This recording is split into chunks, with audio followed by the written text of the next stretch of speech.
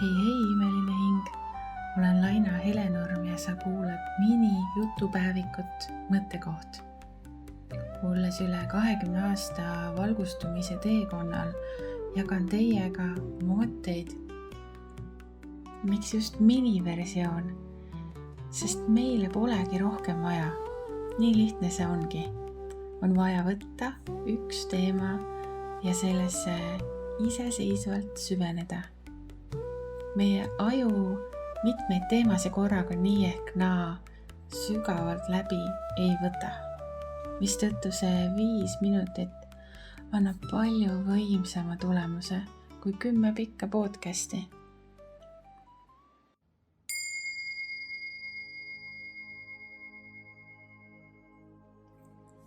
Seitse sammu, kuidas toksilistest inimestest vabaneda. Kõige viimane 7. samm. Aga enne kui ma selle viimase sammu juurde jõuan, vaatame lühidalt üle ka kõik eelmised 6 sammu. Sest see 7. osa praegu võtab otsad kokku. Ja kõigepealt oli meil esimene samm tuvastada toksiline käitumine. Et sa tõeliselt mõistaks, milline on üldse toksiline käitumine, sest tegelikult sa võid mõelda, et jah, ma ju saan aru, kui inimene minuga halvasti käitub, aga tegelikult on olemas sellised erilised manipulaatorid ja teinekord oleme isegi võib-olla natukene päritolu pere on olnud ka toksiline, siis me ei pruugi tähele panna seda, et meie ümber on ka sellised inimesed, kes meid tegelikult siiralt ei toeta. Ja kes meile tegelikult meie heaolu neile korda ei lähe ja nii edasi, et see ei ole alati nii mustvalge, vahest võibki tõesti juhtuda ja päris tihtigi juhtub, et me ei märka seda toksilisust. Nii et see esimene samm on ülioluline. Kui sulle pakub huvi, mine kuula. Ja teine on piiride kehtestamine. Kuidas piiri kehtestada. Ja 3. astu tagasi oma väesse. Et sa mõistaks tõeliselt, kui imeline sa oled. Me ju kõik oleme imelised, on ju. Et sa mõistaks, et sinu aeg, panus, kohalolu, see, et sa käid ja kuulad kedagi, annad nõu, oled abiks. Isegi kui sa ei tee mitte midagi, see, et sa lihtsalt oled kohal, sellel on nii suur väärtus. Et sa ise hindaksid seda väärtust ja sellega sa astudki tagasi oma väesse. 4. sammuks oli kohalolu suurendamine. Ehk siis kohalolu annab sulle võimaluse näha asju nii, nagu nad tegelikult on. Seda suuremat pilti. Ja sa hakkad läbi kohalolu nägema enda kohta ja teiste kohta palju rohkem. Sellepärast see kohalolu suurendamine on ülioluline. Et sa märkaks, milline inimene mõjub sulle hästi, milline ei mõju.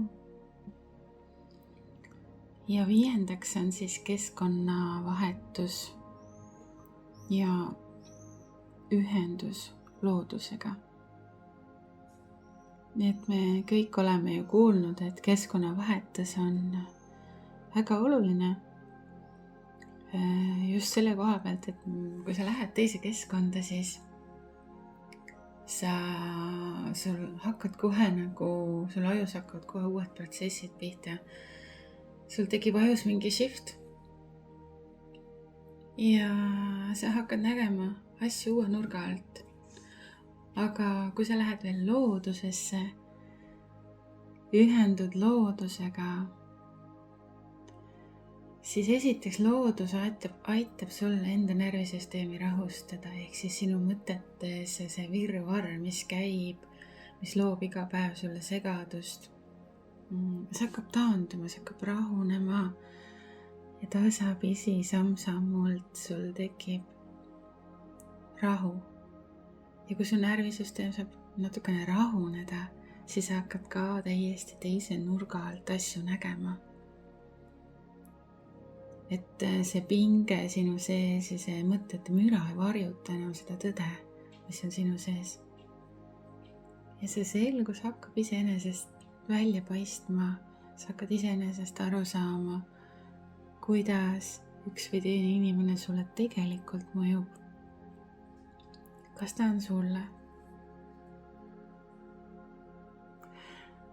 Ja ma siinkohal ütlen veel igaks juhuks juurde, et siin ei ole ma ei ole loonud seda 7 sammu, kuidas toksilistest inimestest vabaneda selleks, et diskrimineerida või kellelegi ilgelt näpuga näidata. Ei, see ei ole selle jaoks. Sellel on palju suurem eesmärk. See on selle jaoks, et sa looksid endale mõnusa keskkonna, elukeskkonna. Me kõik käime ju, kui me ostame endale näiteks maja või korterit, siis vaatad, teed nagu kõik tibens-tubens korda või valid selle järgi, et juba oleks korras, on ju. Vaatad, kõik oleks ilus, sulle meeldiks, et sa tunneks ennast seal hästi. Sama on ka meie eluruumiga nii-öelda, et mitte elutoa, vaid eluruumiga, ehk siis keda me laseme endale ligi. Keda? Et kas need meie ümber on suur vahe, kas meie ümber on inimesed, kes meid toetavad, kes tahavad meile head, kes imetlevad meid sellisel viisil, nagu me oleme, keda huvitab meie teekond, keda huvitab, kuidas meil läheb, keda päriselt huvitab. Selline mõnus, toetav keskkond aitab areneda nii palju edasi. Et see on ülioluline, et meil oleks selline keskkond ja polegi mõtet kulutada aega sellistele inimestele, kes ei vasta nagu meile samaga. Just nimelt ei vasta samaga. Et see, et nüüd et me vaatame, et inimene oleks toetav ja kõik see, aga me peame ise ka sellised olema, on ju, et kui me ise ei ole, siis loomulikult me ei saa oodata ka, et teine inimene oleks. See on selline asi, mida me ei ole maininud ja mulle tundus, et seda ei pea mainima, aga mine tea, inimesi on nii palju erinevaid, nii et olgu mainitud, et kui ma ütlen, et toetavat keskkonda ja siis ma eeldan, et sa ise oled ka vastu see toetav inimene. Aga tulles tagasi siis selle juurde, et miks nagu on oluline luua see keskkond enda ümber. Et jah, see annab ülimalt suure võimaluse areneda edasi. Sest kujuta ette, kui sul on suur vahe, see aitab leida sul oma hingetee, aitab leida sul selle ala ja olla see inimene, kes sa tegelikult olema peaks. See aitab olla sul sina ise, kui sa võtad endale ümber sellised inimesed, kes sind hindavad. Sest kui sul on enda ümber sellised inimesed, kes tegelikult kasutavad sind ära, nad tegelikult sind ei kuula. Neil tegelikult on ükskõik sinust, sinu käimistest, sinu tegemistest, sinu püüdlustest. Ja nad ootavad sinult ainult kasu. Lõpuks, kui sa oled selliste inimestega väga palju koos, siis imeb sind lihtsalt tühjaks. Sul ei ole energiat, sul ei ole motivatsiooni, sul ei ole tahtmist, kõik siuksed asjad. Et jah, lõppkokkuvõttes me ei saa süüdistada kedagi teist oma enda elu eest, see ei ole see.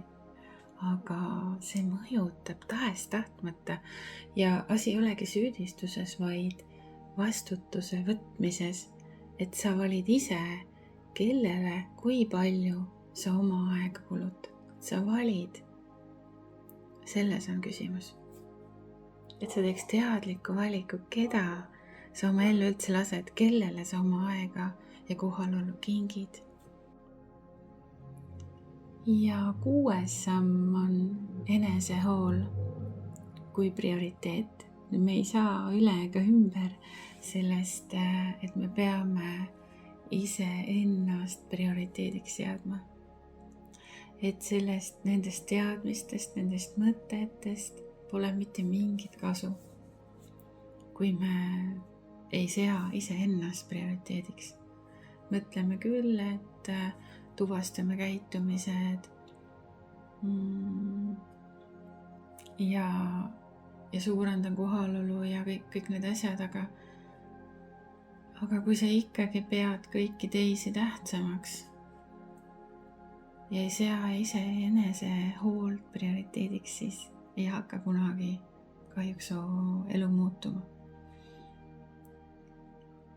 Et ma olen ise hästi palju selle enesehoole teemal mõelnud ja ka tegelikult rääkinud inimestega ja kirjutanud sellest, et enesehool, mina soovitan enesehoole peal mõelda niimoodi.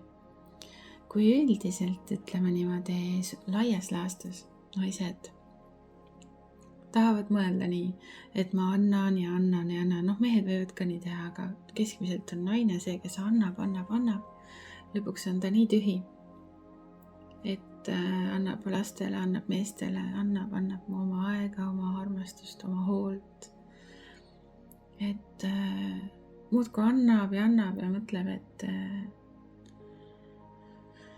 et ühel päeval tal võib-olla siis on aega ka endale, aga ega seda aega niisama ei tule, et seda aega tuleb lihtsalt võtta. Ennast tuleb seada prioriteediks. Et kui sa oled ühel päeval lihtsalt täiesti tühi, enam ei jaksa, vihkad kogu maailma, vihkad oma elu, siis kui hea see nagu perel on, ei ole. Ja sulle ka ei ole see hea. Et kui me naistena vahest mõtleme, et me muudkui anname, et see on nagu hea. Aga see ei ole. Kui see on iseenda arvelt, siis see ei ole. Mina ütleks pigem täna nii, et kui sa tahad hoolitseda oma pere eest, siis hoolitse ennekõike iseenda eest. See on nii nagu lennukis, kui sa sõidad, tuleb see hapnikumask ja öeldakse, et sa pead endale enne panema. See ei ole küll samaväärne näide, aga see on sarnane. Tal on omad sarnased jooned. Et iseenda eest pead hoolitsema ikka sina. Keegi teine ju ei saa seda teha. Ikka sina. Nii et see enesehool, enesehoole prioriteediks seadmine on nii oluline punkt. Ja 7. samm. Ära jää oma murega üksi. Leia abi. Kui sa oled teinud kõik need sammud ja leiad, et sul on mingi koha peal vaja abi, ära jää sellega üksi. Nagu öeldakse, kus häda kõige suurem, abi kõige lähemal. Ma olen elus ise kogenud seda, et tõesti nii on. Piisab vaid lihtsalt küsida, uurida ja sulle tuleb abi. Ma julgustan leidma abi usaldusväärse sõbra näol, leida abi psühholoogi või terapeuti näol ja leia endale ka tuge vaimsete praktikate näol. Mina ise juhatan teed meditatsiooni ja kohalolu praktikatele. See on minu hingetee olnud juba tükk aega. See on minu kutsumus, südamekutse. Kui sa vajad abi sellega, oled valmis avatud südamega proovima. Võta ühendust minuga. Ja sa võid ka tulla grupi sündmustele. Suvel me liigume looduses, kohalolus. Ja sügisest oleme jälle tubades. Erinevates Eesti linnades, praegu siin Tartu, Pärnu, Varbola ja vaatab võib-olla veel ka Tallinn, aga võib-olla ka Paide. Et ma väga piire endale ei sea, teen oma juhendatud meditatsioone nii, nagu mul sisetunne ütleb. Aga mõte on selles, et leia endale tuge vaimsete praktikate näol.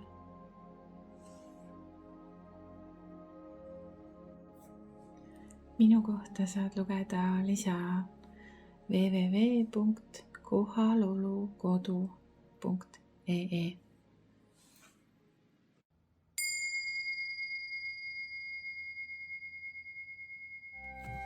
Sa kuulasid mini-jutupäevikut Mõttekoht. See pole juhus, et sa seda videot näed. See oli sõnum sulle. Võta sellest maksimum. Järgmine osa juba järgmine esmaspäev.